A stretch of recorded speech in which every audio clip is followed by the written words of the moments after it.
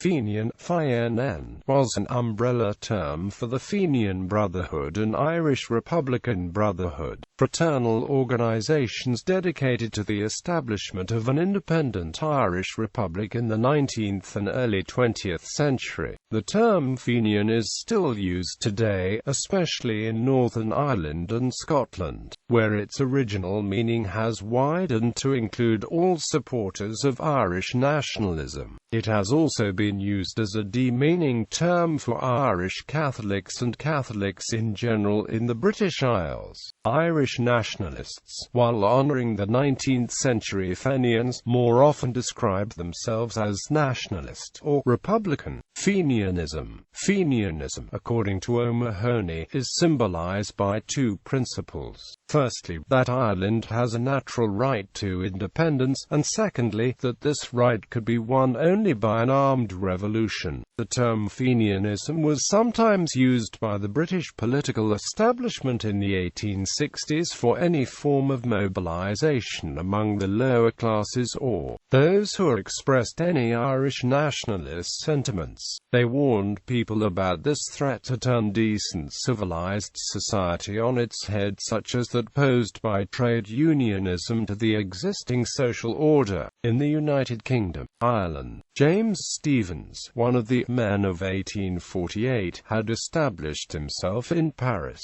and was in correspondence with John O'Mahony in the United States and other advanced nationalists at home and abroad. This would include the Phoenix National and Literary Society, with Jeremiah O'Donovan among its more prominent members, had recently been formed at Skibbereen. Along with Thomas Clark Luby, John O'Leary and Charles Kickham, he founded the Irish Republican Brotherhood on the 17th of March 1858 in Lombard Street, Dublin. The Fenian Rising in 1867 proved to be a doomed rebellion, poorly organized and with minimal public support. Most of the Irish-American officers who landed at Cork, in the expectation of commanding an army against England, were imprisoned. Sporadic disturbances around the country were easily suppressed by the police, army and local militias. In 1882, a breakaway IRB faction calling itself the Irish National Invincibles assassinated the British Chief Secretary for Ireland, Lord Frederick Cavendish, and his secretary, in an incident known as the Phoenix Park Murders.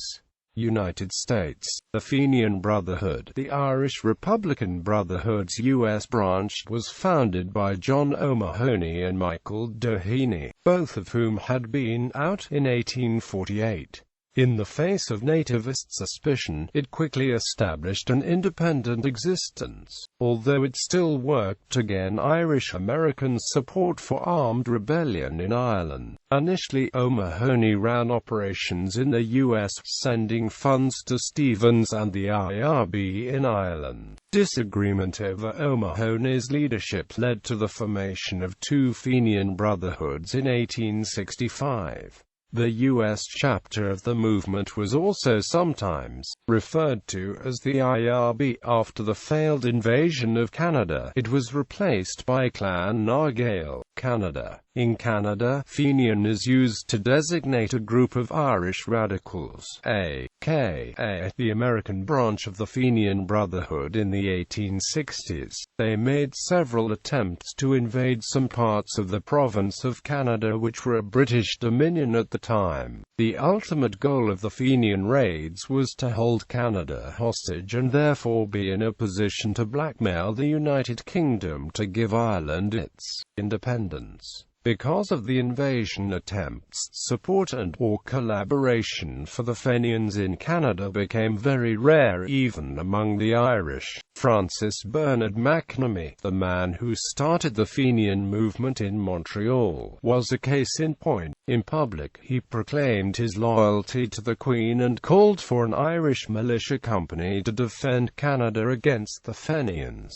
In private, he wrote that the real purpose of an Irish militia company would be to assist the Fenian invasion, adding for good measure that if the government denied his request he would raise the cry of anti-Irish Catholic discrimination and bring more of his aggrieved countrymen into the Fenian Brotherhood.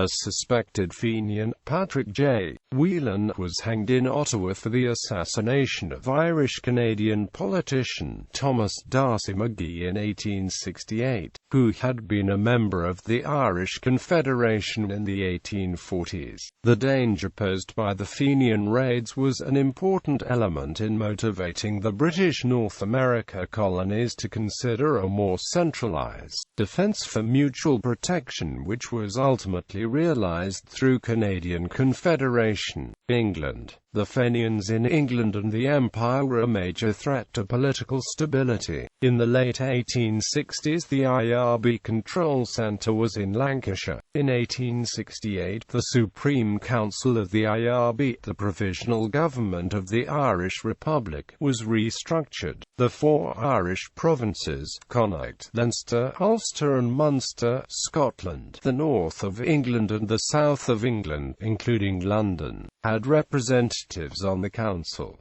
Later 4 honorary members were co-opted. The council elected 3 members to the executive. The president was chairman, the treasurer managed recruitment and finance, and the secretary was director of operations. There were IRB circles in every major city in England. On the 23rd of November 1867, 3 Fenians, William Philip Allen, Michael O'Brien, and Michael Larkin, known as the Manchester Martyrs, were executed in Salford for their attack on a police van to release Fenians held captive earlier that year. On the 13th of December 1867, the Fenians exploded a bomb in attempt to free one of the members being held on remand at Clerkenwell Prison in London. The explosion damaged nearby houses, killed 12 people and caused 120 injuries.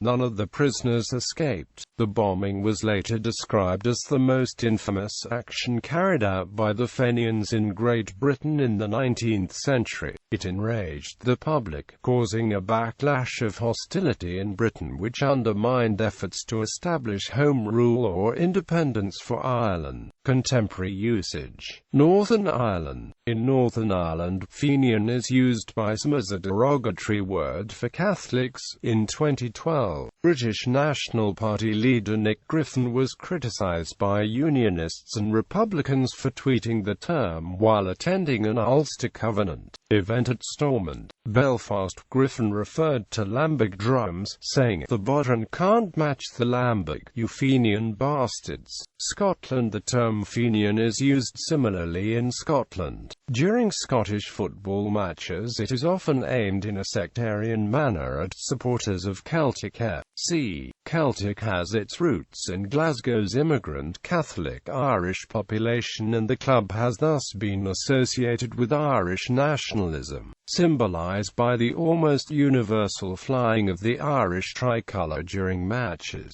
Other Scottish clubs that have Irish roots, such as Hibernian and Dundee United, do not have the term applied to them. However, the term is now firmly rooted within the old firm rivalry between Celtic and Rangers, as a rivalry between Orange and Green has been replaced by one between Bluey and Green. Australia. In Australia, Fenian is used as a pejorative term for those members of the Australian Labor Party who have Australian Republican views similar to those who support Irish unification. Michael Atkinson, Attorney General of South Australia, spoke of those members of the ALP who wished to remove the title Queen's Counsel and other references to the Crown as Fenians and Bolsheviks in a speech given at the ALP convention in Adelaide on 15 October 2006.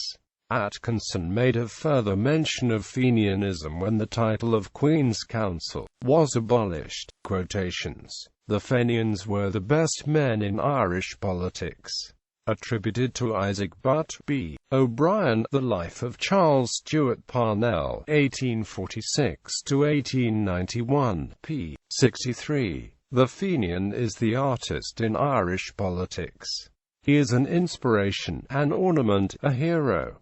Liam O'Flaherty, The Life of Tim Healy, p. 40. The fools, the fools, the fools. They have left us our Fenian dead, and while Ireland holds these graves, Ireland unfree shall never be at peace. Padraig Pearse's graveside oration at the reinterment of Jeremiah O'Donovan Ross's remains in Glasnevin Cemetery in August 1915. We may have brave men, but we'll never have better. Glory, oh, to the brave Fenian men.